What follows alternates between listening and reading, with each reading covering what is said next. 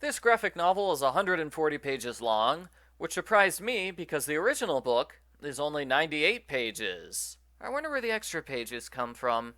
Argofont Book Review, Argofont Book Review.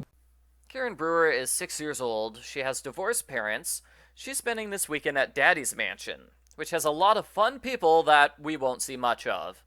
There's a witch who lives next door.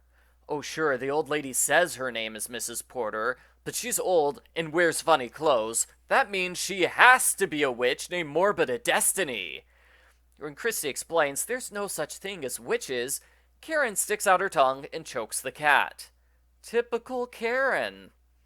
That night, Mrs. Porter's black cat visits their doorstep.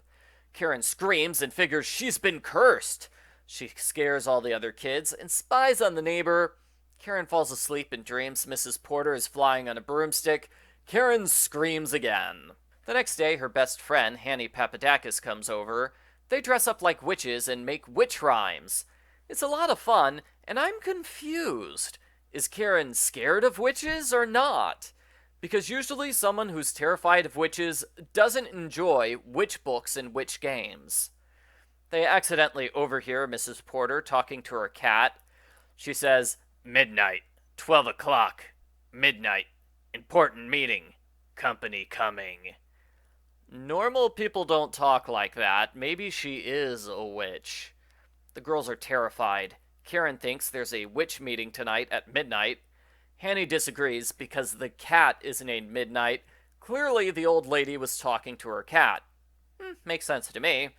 Karen figures she's right because she's more important than Hanny. And wow, Karen is the worst friend ever.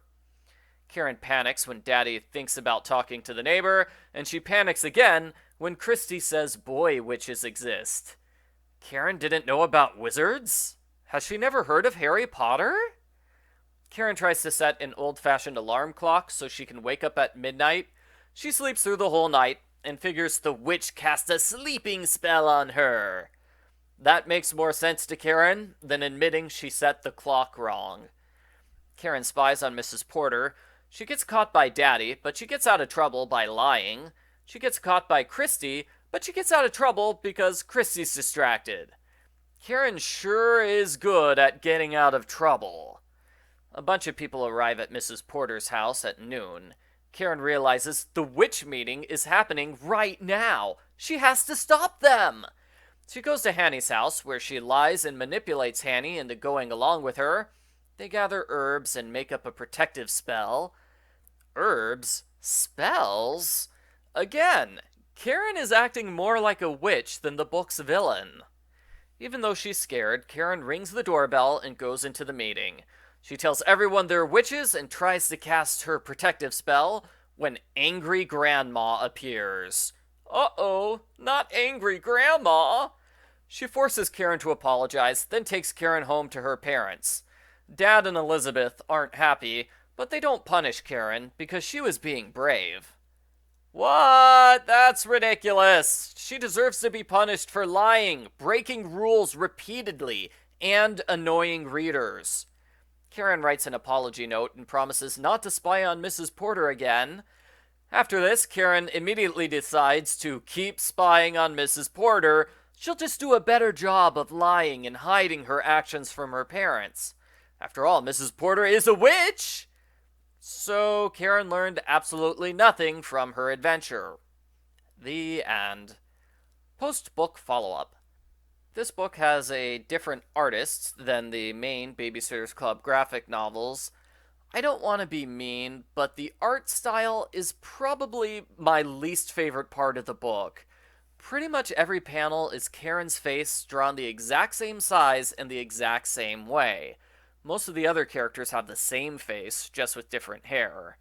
Now, the artwork for the animals was pretty good, and Mrs. Porter, she has the most unique design. I wish the artist had tried to copy Raina Telgemeier's character models, which were far more varied and expressive. I understand why you'd want simpler character models, because this book is for younger kids, but it was boring to see Karen repeat the same pose dozens of times. This book has lowercase letters, unlike the main graphic novels. Again, I think that's a change they made for younger readers. Shannon the puppy is in this book, which is a minor continuity error. The graphic novels haven't yet covered the book with Shannon, so it kinda spoils what's gonna happen to Christie's dog Louie. Overall, I thought that the graphic novel was an improvement over the original book. There is far less boring recap, and Karen's fantasies work better because we can literally see them. She comes across as less of a manipulating brat here than in the original because she appears to believe her own lies more.